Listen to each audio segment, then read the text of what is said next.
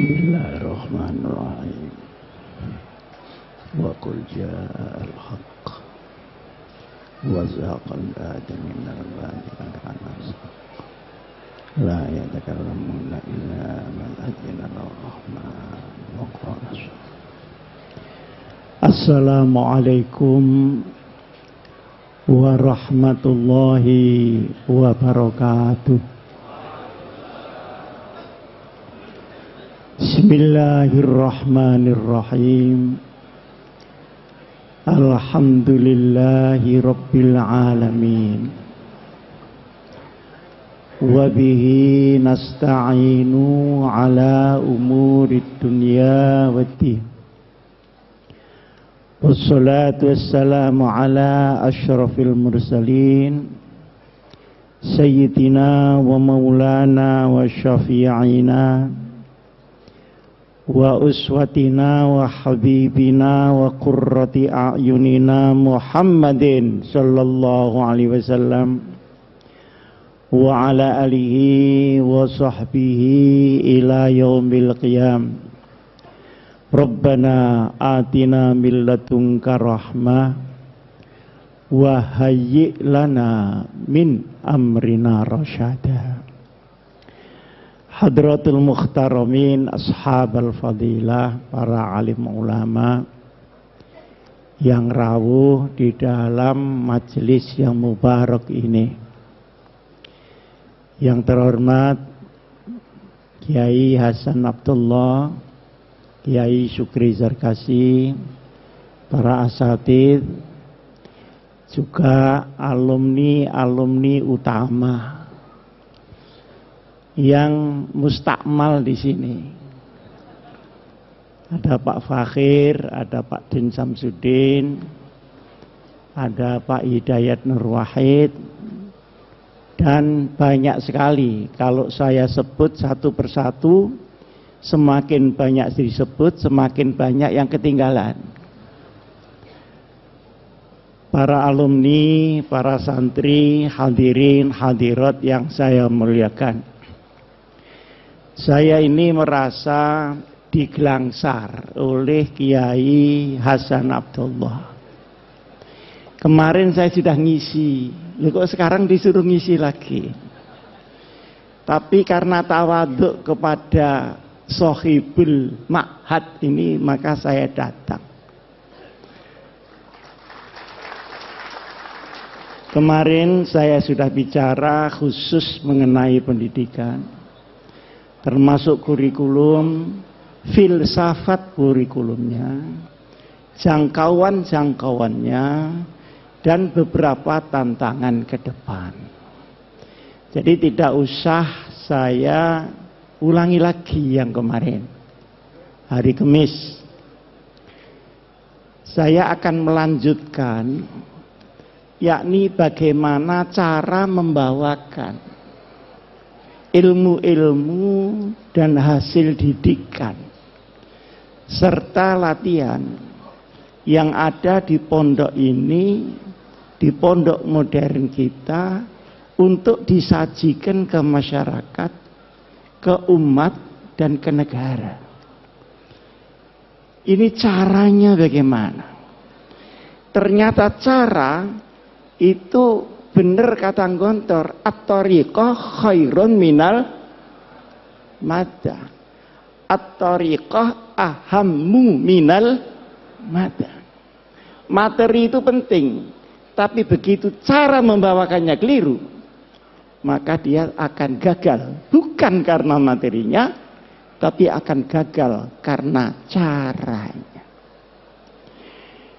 Di sini disebutkan berbudi luhur, sudah maklum itu, berbadan sehat yang sudah dipakai diplomasi oleh Pak Fakhir, berpengetahuan luas, dan berpikiran bebas. Jangan lupa berpikiran bebas itu setelah berpengetahuan luas. Karena kalau berpikiran bebas belum berpengetahuan luas, maka kebebasan itu dia akan menghilangkan mas'uliyatul ilm, pertanggungjawaban ilmu. Karena al-ilmu syai'un wa mas'uliyatil ilm syai'un akhar. Ilmu adalah sesuatu, tetapi tanggung jawab menggunakan ilmu ini masalah bukan ilmiah, tapi hidayah dari Allah Subhanahu wa ta'ala. Hari ini di Indonesia insya Allah tidak kurang orang pintar. Yang kurang itu orang benar, Pak Hasan. Puluhan ribu setiap tahun universitas mengeluarkan S1, S2, S3. Tapi keadaan kita masih seperti ini juga. Dan ternyata membuat pinter anak yang sudah benar itu lebih mudah daripada membuat anak yang sudah kadung pinter tapi belum benar. Hari ini banyak ilmu yang manfaat, Allahumma amin. Tapi banyak ilmu yang mubazir. Ilmunya tinggi tapi tidak terasa gunanya itu di mana. Saya punya teman doktor, Pak Din. Doktor itu kan sudah paling tinggi, atasnya lagi sudah kopiah sudah. Wah, kalau di universitas dia ditakuti karena killer ya, Pak. Tapi kalau pulang itu dimarahi istrinya, itu bisa bodoh mendadak dia. Ini rupanya pengalamannya Pak Khalil. Nah, ternyata ini guyon, tapi betulan. Ilmu yang di otak itu akan goncang ketika goncangan ada pada hati seseorang. Berarti yang tepuk tangan ini berpengalaman pada bidang masing-masing. Pak Din ini hebat ketua Muhammadiyah, tapi di hadapan anaknya mentua nanti dulu. Itu ada resepnya tersendiri. Nah, ini kok terlambat ketawanya gimana? Apa bahasa Indonesianya kurang paham kira-kira? Para hadirin hadirat yang saya muliakan. Dan ada juga orang punya ilmu tapi dia berbuat jahat dengan ilmunya. Banyak hakim diadili.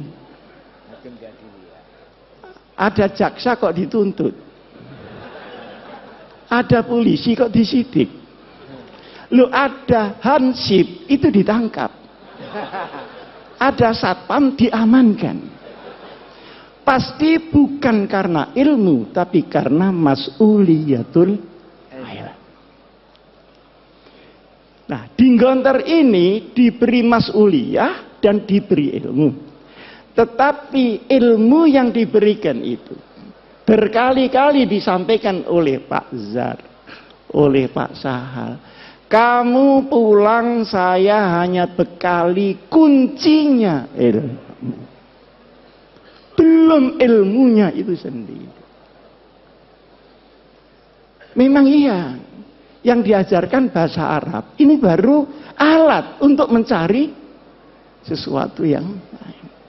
Diajari fikih, ya cuma fikul madheh sama fikih ahli sunnah wal jamaah itu. Untuk bekal ibadah, mau pingin lebih tinggi, pakai kunci itu. Yang kemarin saya sampaikan menarik adalah Dinggonter mulai diajari pemikiran qauli menjadi pemikiran manhaji di dalam syariat Nabi besar Muhammad sallallahu alaihi wasallam. Itu juga kunci untuk kamu membuka sekian banyak hal-hal yang berserakan di dunia ini.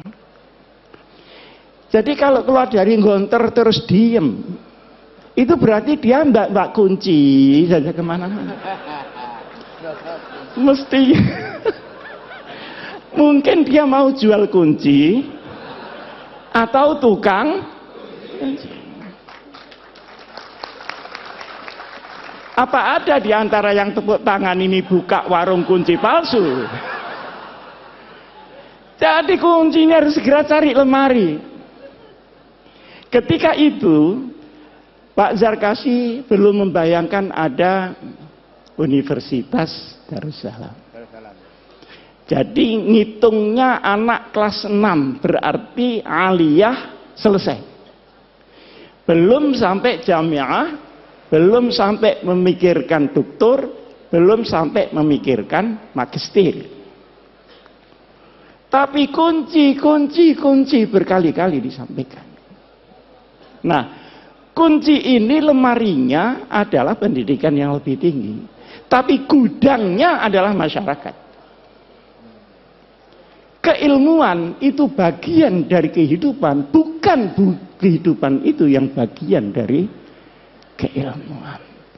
Buktinya tadi, ada dokter yang hilang nyalinya karena disentak oleh bojonya masing-masing. Ini supaya dicatat menjadi mahfuzat.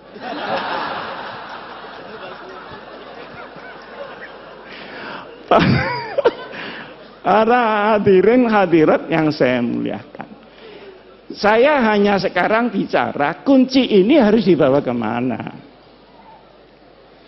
Pertama, mencari ilmu yang tersimpan dan baru bisa dibuka dengan kunci.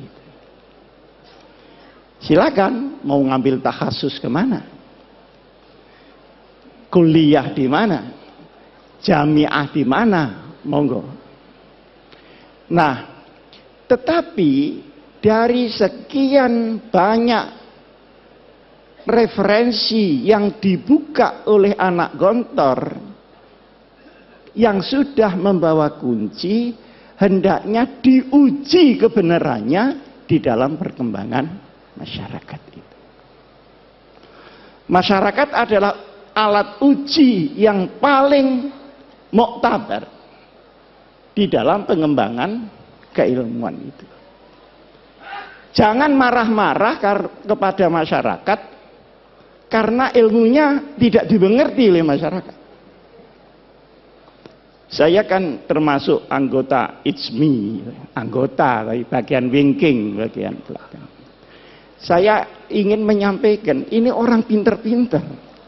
Jangan ngelupuk podo pintere. Tetapi turunlah, kumpulkan orang bodoh-bodoh itu supaya pinter. Kak ngelumpuk podo pinter nih, yang pinter rumangsa kepinteran, yang bodoh ya ndak ngreken wong iku pinter-pintermu. Nah, ini yang dimaksud oleh Trimurti menurut pandangan saya, segera menyelam di masyarakat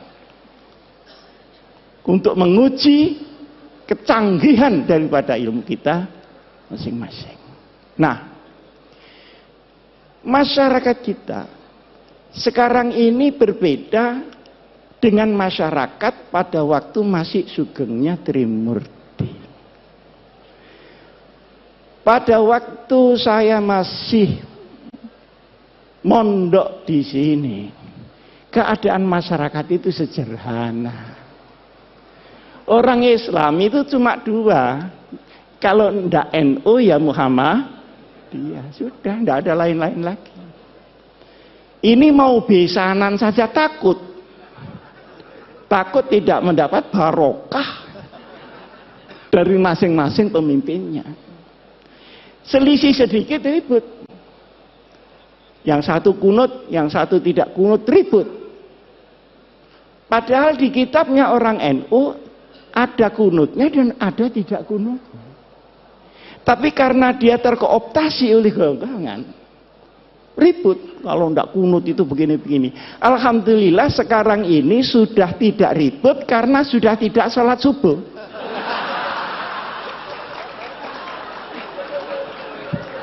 Jadi problemnya sudah kelewat. Dulu Pak Dian waktu saya masih habis dari Gontor pulang, beda hari raya itu berkelahi Pak. Takut ini puasanya dosa segala macam. Padahal yang selisih Muhammadiyah sama NU Ini kan cuman tanggalnya. Kan bukan hari rayanya. Bener apa enggak? Betul. Nah, kalau dibetulkan pengasuh sahih sudah. Yang beda itu tanggalnya. Kalau sholatnya ya itu Allahu Akbar sekian kali takbirnya ya sama. Loh kenapa tanggalnya kok enggak sama? Ngitungnya enggak sama. Kalau NU itu harus kelihatan tanggalnya dan itu perlu 2 derajat di atas ufuk. Muhammadiyah pokok sudah istimewa selesai lah. Ada apa mesti diinceng itu? Apa tamu dia? Lah yang nginceng ini ya tidak mau disalahkan. Karena Rasulullah Shallallahu Alaihi Wasallam itu nginceng. Sampai saya ketika itu Pak Din belum jadi ketua Muhammadiyah. Jadi ketika itu ketua Muhammadiyahnya Pak Syafi'i Ma'arif. Saya diundang oleh Pak Yusuf Kala. Marah-marah Pak Yusuf Kala ini. Ini gimana NU sama Muhammadiyah? Masa enggak bisa jadi satu hari rayanya itu? Repot masyarakat kalau begini. Saya tanya, caranya bagaimana Pak? Ya kompromi lah. Caranya, dengan Pak Den ya, maaf, dengan Pak Den. Katanya Pak JK, bagaimana kalau Muhammadiyah turun 1 derajat? NU-nya naik 1 derajat. Oh, kalau begitu langsung cash and carry saja. Ini fikihnya pedagang itu di sini.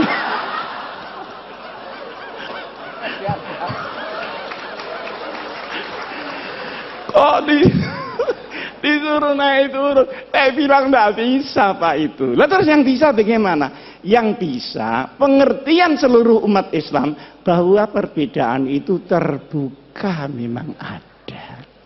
Yang kedua, ini tidak mengada-ada karena sholatnya sama, tanggalnya yang tidak sama. Wong hari di sini sama hari di Amerika tidak sama kok. Kita berangkat dari Jepang, dari Narita itu ya Pak Akhir, itu Jumat sore, sampai di California itu Jumat pagi. Ini sembahyang Jumat lagi apa tidak?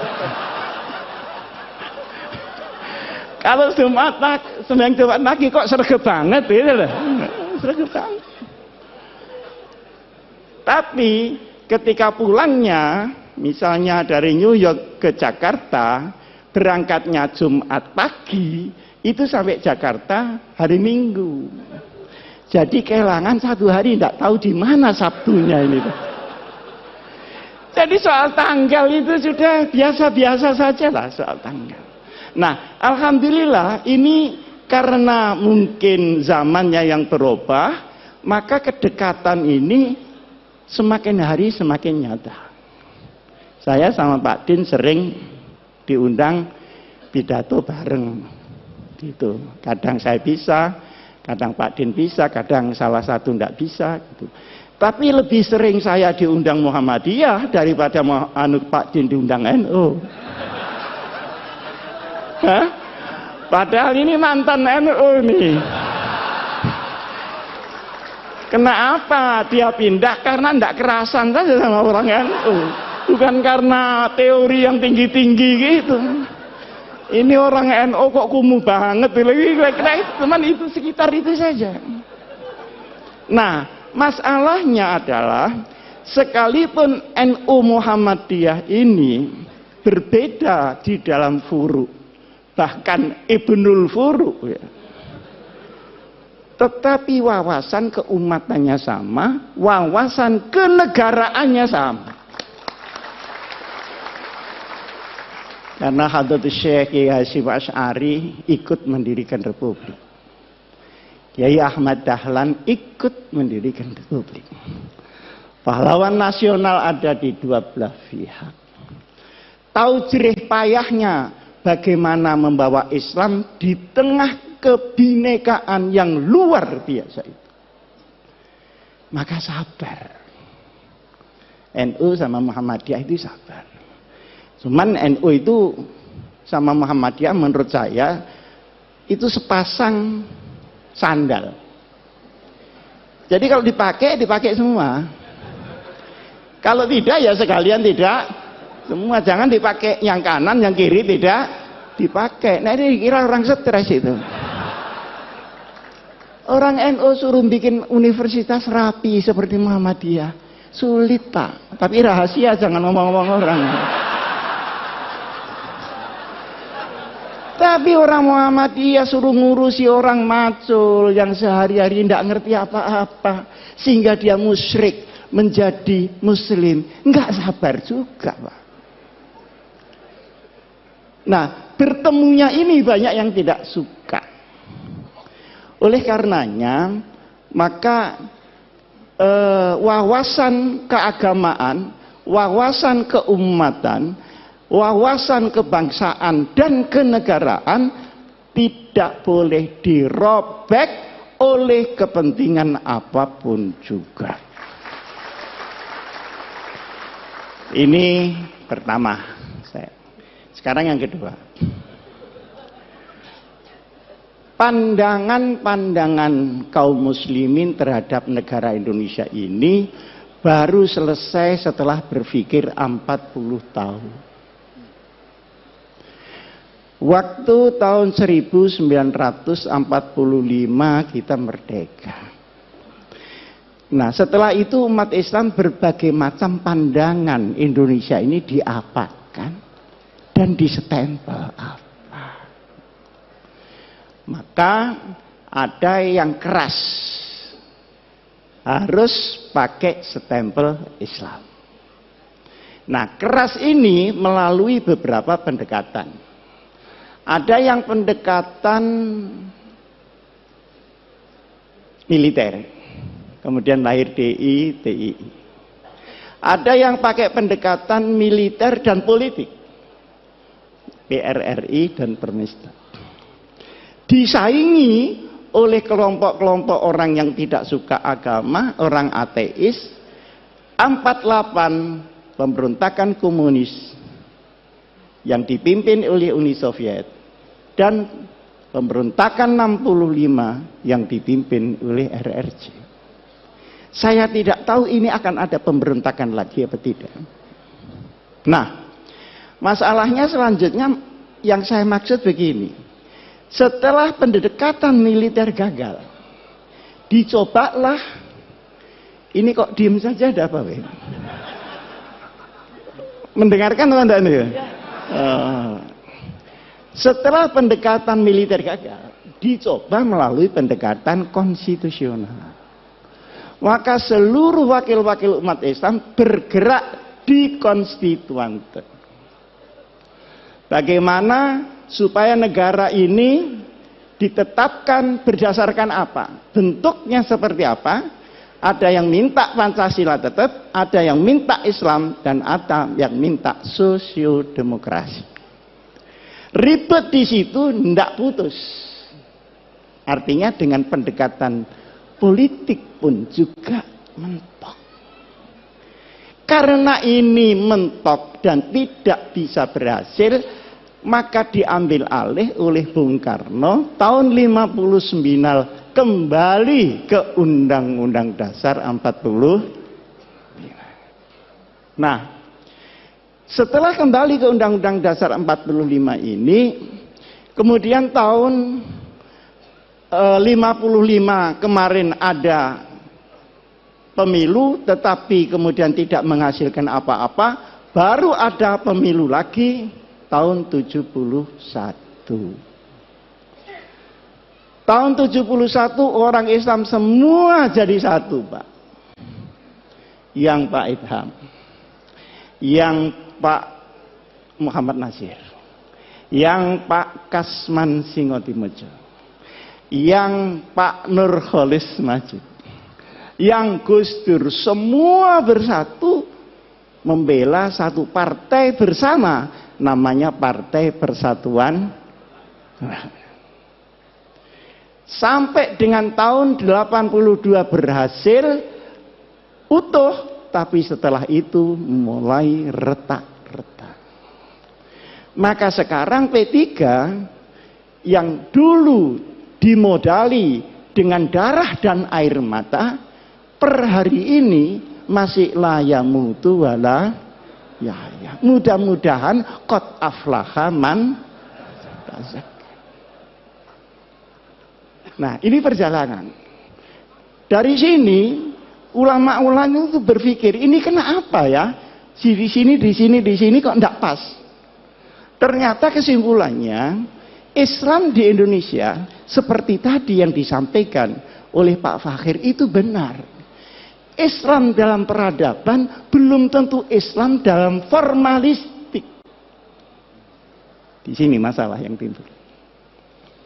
Nah, akhirnya ketika diformalkan menjadi banyak tentangan dari kelompok umat Islam sendiri. Disinilah maka kemudian dikaji sampai dengan tahun 1983. Berkumpullah ulama-ulama ketika itu di Jawa Timur dan tempatnya di Sukoharjo, di pondoknya Kiai As'ad, ngumpul semua. Cari jalan supaya selamat, sudah tidak ada goncangan-goncangan lagi, ini bagaimana? Akhirnya ditetapkanlah bahwa untuk urusan ideologi negara ditetapkan oleh mayoritas bangsa yang namanya Pancasila, kemudian akidah kita tetap Islam sesuai dengan keyakinan kepada Allah Subhanahu wa ta'ala.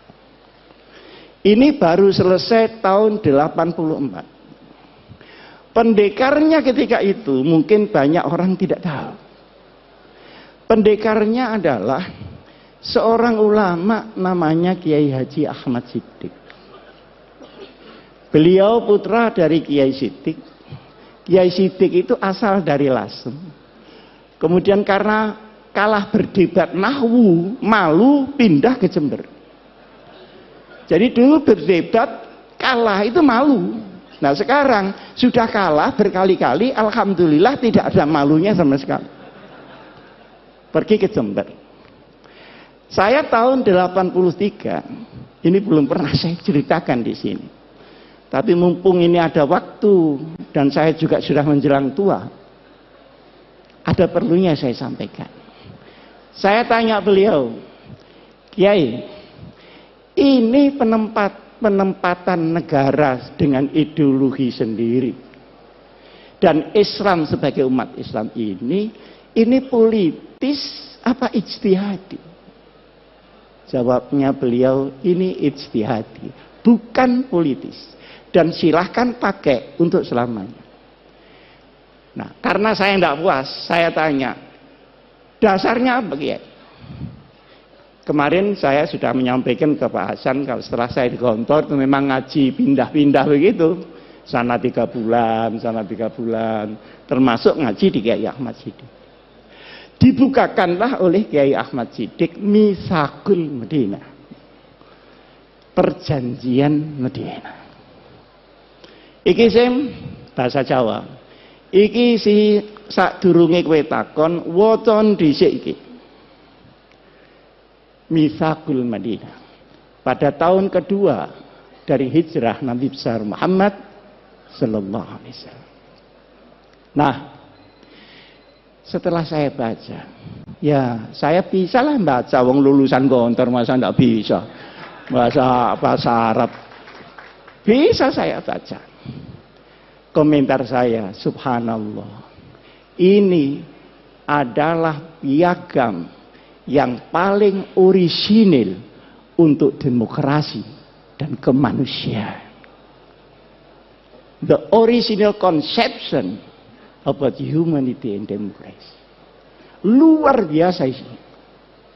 Ketika itu saya membaca, tidak saya apalkan karena memang bukan mahfudot. Tapi saya masih ingat poin-poinnya. Poin yang pertama, ukhuwah bainal muslimin.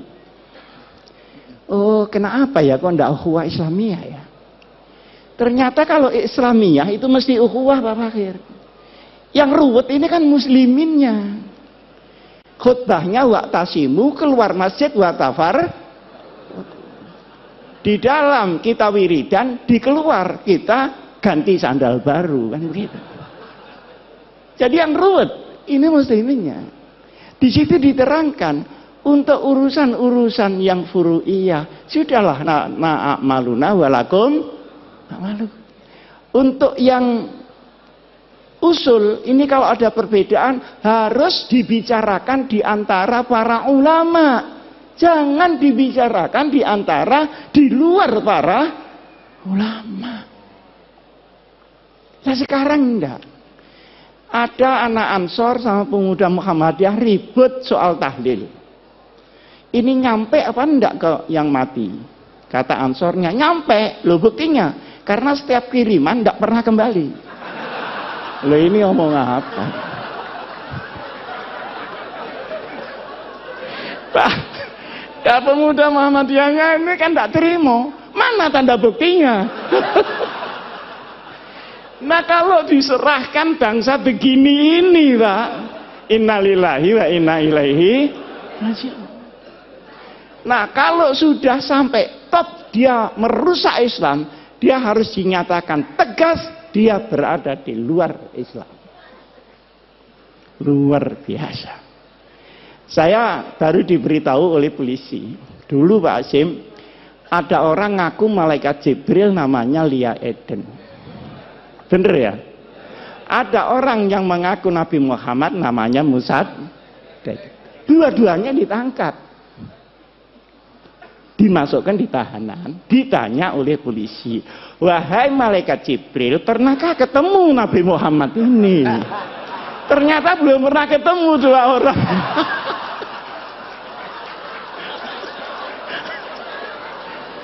Lah kalau sudah sampai ini Pak, ya sudah, harus tegas, tidak usah ragu-ragu. Saya juga menyampaikan sama Al-Mukarram, Bapak Menteri Agama, sudah jangan ragu, katakan itu bukan Islam.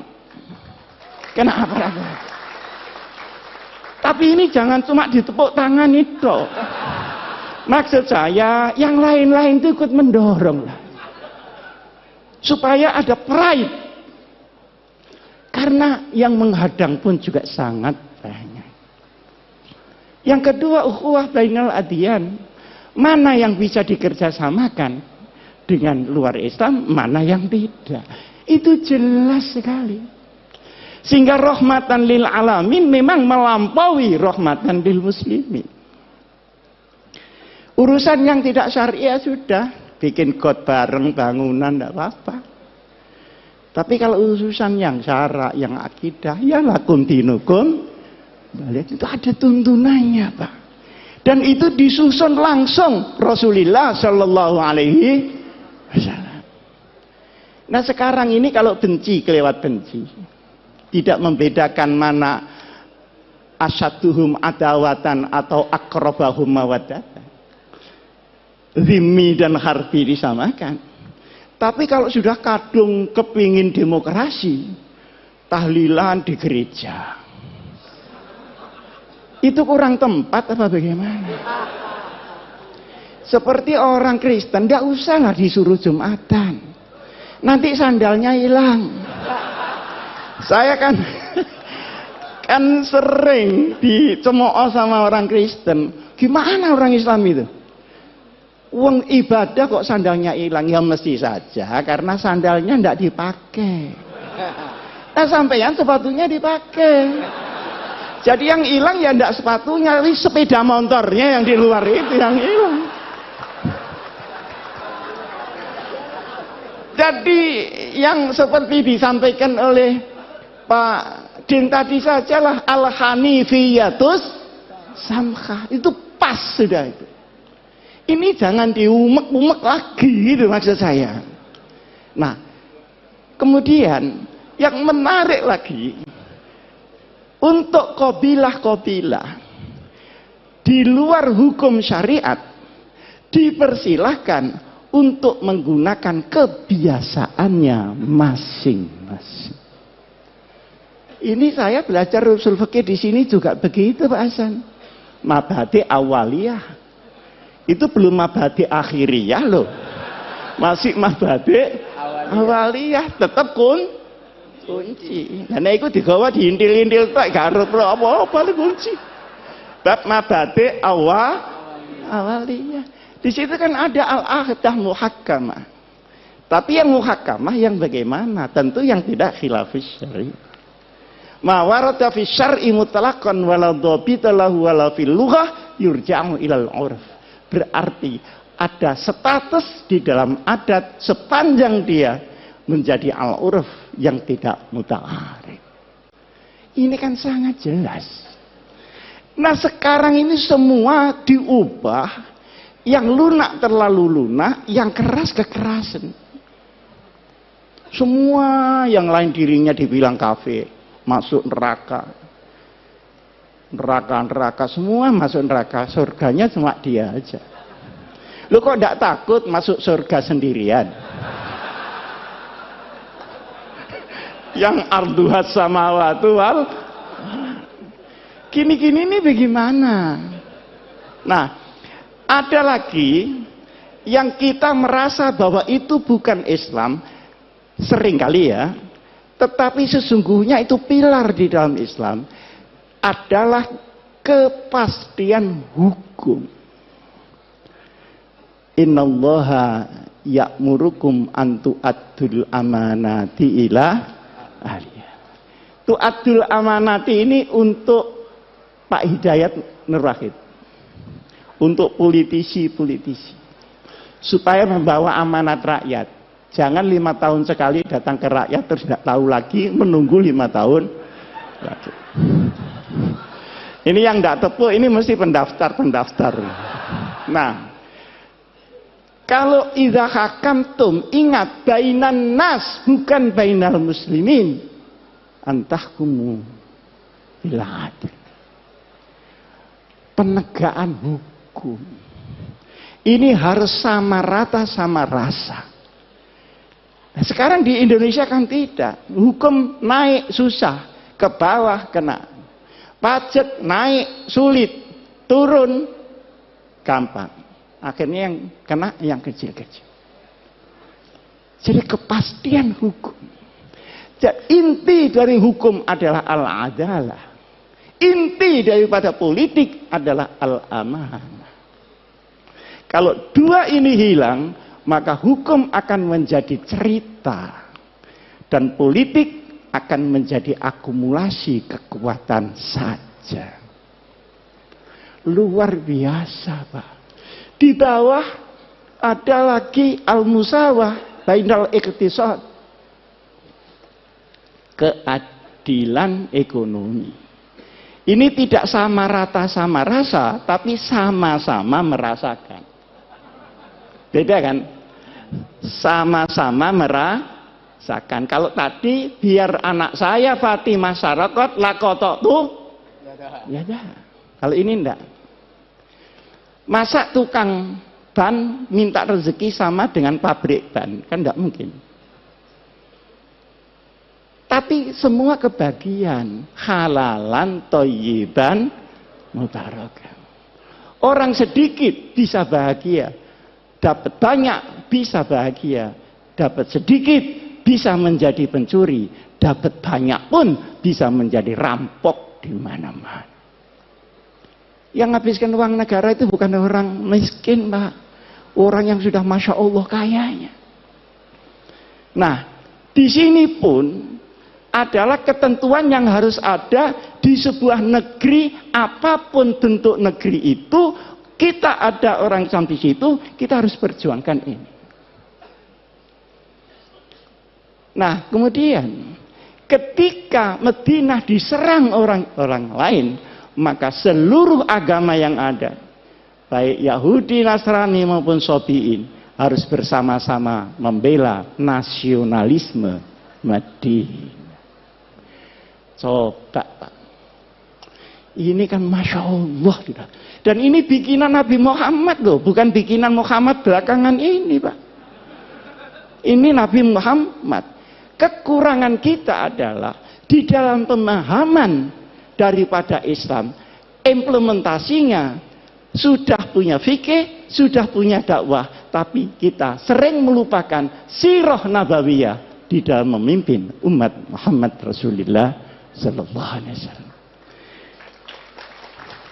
Karena sirah nabawiyah itu juga strategi implementatif yang real dari Rasulullah.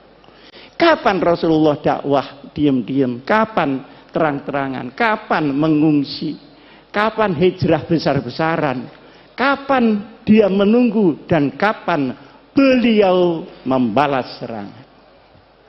Semuanya ini harus kembali di dalam benak kita.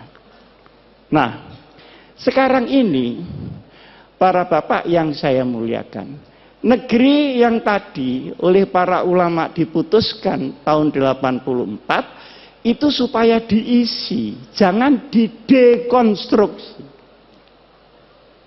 Kalau didekonstruksi, ruwet, habis waktu untuk mendekonstruksi, belum lagi mengisinya kembali. Lebih lagi langsung dengan melakukan jurusan al-amru bil ma'ruf wan nahyu 'anil munkar. Seperti ada LGBT itu kok saya dengar yang teriak-teriak kok cuman saya, yang lain-lain ini gimana kok enggak teriak-teriak. Itu kan embrio supaya laki-laki kawin dengan laki-laki, perempuan kawin dengan perempuan, kan gitu maunya Pak Fakir.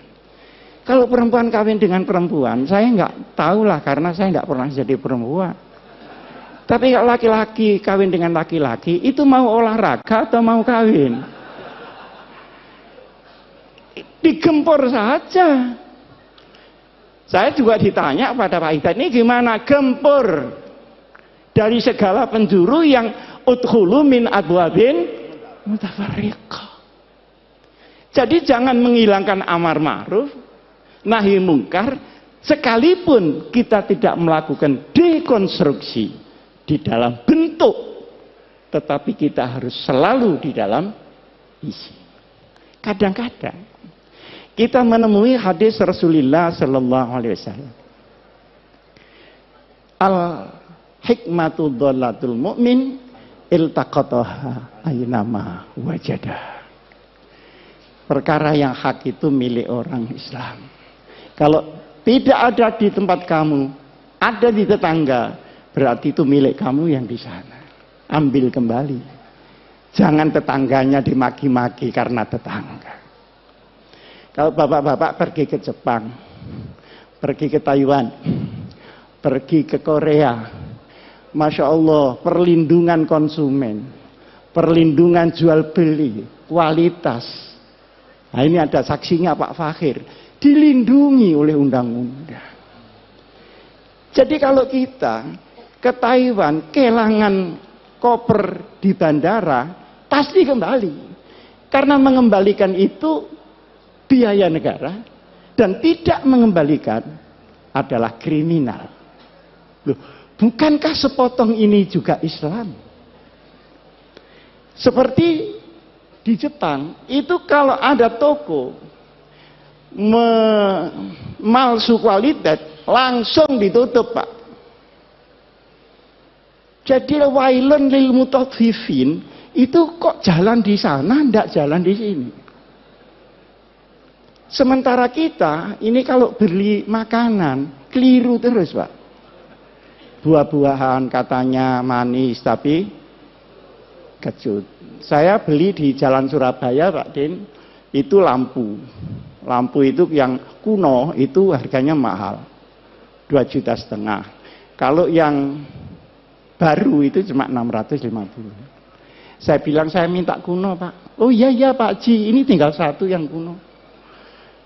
Setelah diberikan saya ternyata baru kan kelihatan baru cetakan itu.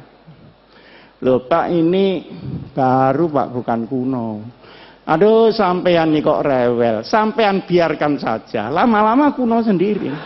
Mati.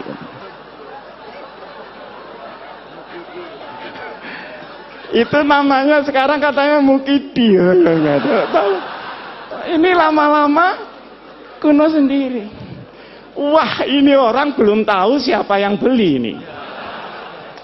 Akhirnya Saya bayar 650. Loh, taji kurang ini. Ya kurangnya nanti kalau sudah kuno.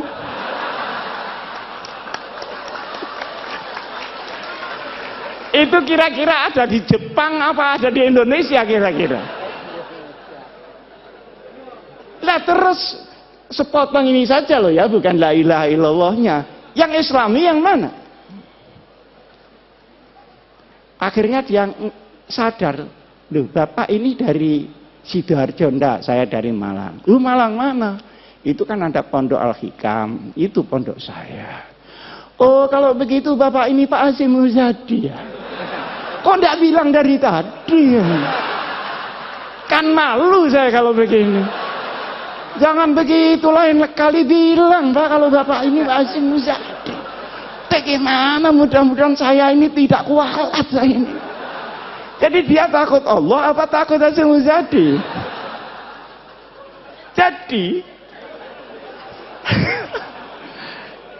Jadi akhirnya saya itu mikir, ini kenapa ya begini?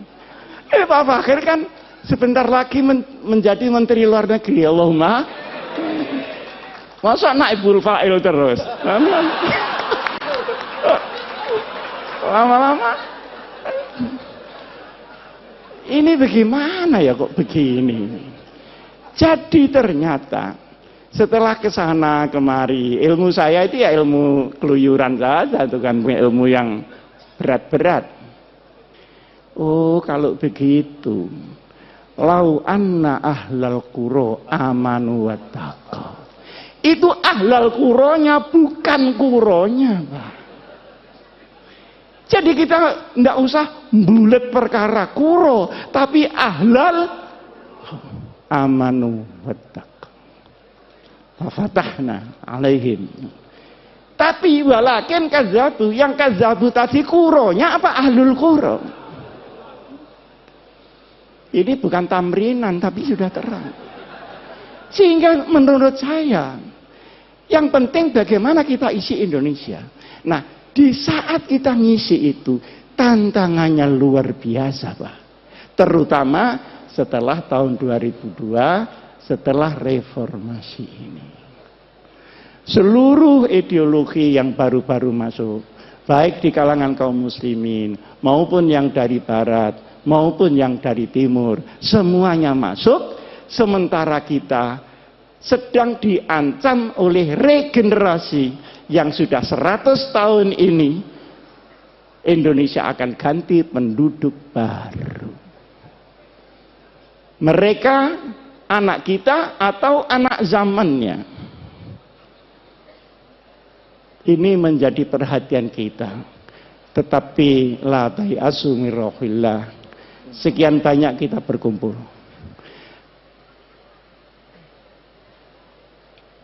Hum ya'lamuna kama ta'lamun wa tarjuna minallahi ma la yarjun. Oke, mari kita berjuang mengisi Indonesia ini. Berhadapan dengan yang merusak. Tetapi yakinlah kalau mereka sakit, kita pun sakit. Tapi kita punya Allah, mereka belum tentu mempunyai Allah Subhanahu wa taala. Aqulu qouli hadza wa astaghfirullah li wa lakum. Wassalamualaikum warahmatullahi wabarakatuh. Alhamdulillah kita dapat kunci-kunci dari banyak sekali. Maaf protokol saya sebentar. Lanjut. 1 menit saja. Dari pertama, kedua, ketiga, keempat dan kelima tepat sekali. Saya pertama kali atau Ustadz Hasyim Muzadi yang terakhir. Kita mendapat kunci-kunci yang banyak sekali. Saya tidak mau komentar. Sekarang kunci-kunci berikutnya yaitu begini Pak Hasyim. Kita ini mengundang Presiden Republik Indonesia. Semua presiden itu pernah menginjakkan kakinya di Gontor. Nah sekarang presiden yang ke-7 ini kita undang. Tanggal 19 September. Sesuai dengan tanggalan berdirinya pondok 1926. Barangkali pintu untuk menyampaikan kepada Bapak Presiden antum ini. Mana kuncinya? Jangan digini-gini aja.